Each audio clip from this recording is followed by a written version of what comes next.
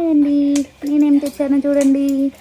ఎలకపండుతోని ఒక్క చుక్కాయి లేకుండా పచ్చడి చేద్దాం. హాయ్ హాయ్, ఏం చేస్తున్నారండి? మళ్ళీ ఏం తెచ్చింది అనుకుంటారా? ఎలక్కాయ, పచ్చిమిరపకాయలు, కొంచెం సాల్ట్, చిన్న బెల్లం ముక్క, జీలకర్ర. మనం దీన్ని పొయ్యి మీద కాల్చుకుందామండి. అప్పుడు అంటే బొగ్గుల పొయ్యి, కట్టెల పొయ్యి ఉండేది.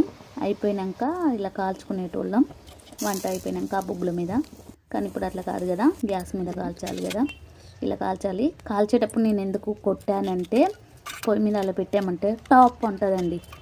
అందుకని కొంచెం పలగొట్టి లైట్గా పెట్టినమనుకో బాధ ఉండదు. చక్కగా రోట్లో అయినా పర్వాలేదు, మిక్సీ అయినా పర్వాలేదు, మిరలైనా వేసుకోండి. ఫస్ట్ పచ్చిమిరపకాయలు వేసి కొంచెం సాల్ట్ వేసి బాగా దంచాలండి. తర్వాత జీలకర్ర వేసి కూడా దంచాలి.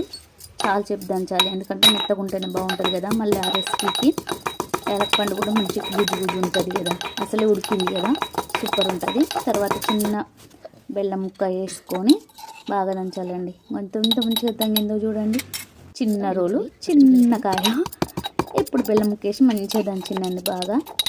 ఇప్పుడు దంచినాక ఫస్ట్ మనం తీసి పక్కన పెట్టుకుంది కదా, ఇది కూడా వేసి ఒక 2-3 సార్లు మంచిగా అటు ఇటు అని దంచేయాలండి. తీస్తా అంటేనే బాగా స్మెల్ రావట్లే, నాకైతే తినాలనిపిస్తుంది అప్పుడే. కానీ అప్పుడు తినకూడదు కదా, దంచాలి కదా అని దంచుతున్నా బాగా. దంచేసి తీసి పక్కన పెట్టుకోవాలి. ఆ స్మెల్కే ఒళ్ళంతా పులకరిస్తుందండి, మామూలుగా రావట్లేదు స్మెల్. మొత్తం గిన్నెకి ఎత్తేసానండి.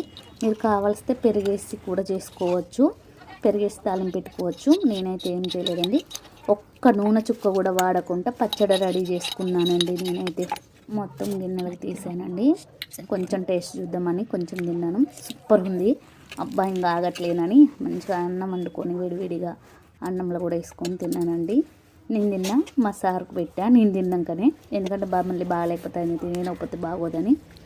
ఇవాళనైతే వేడి వేడి అన్నంలో ఎలకాయ పచ్చడి వేసుకొని సూపర్గా తిన్నాను.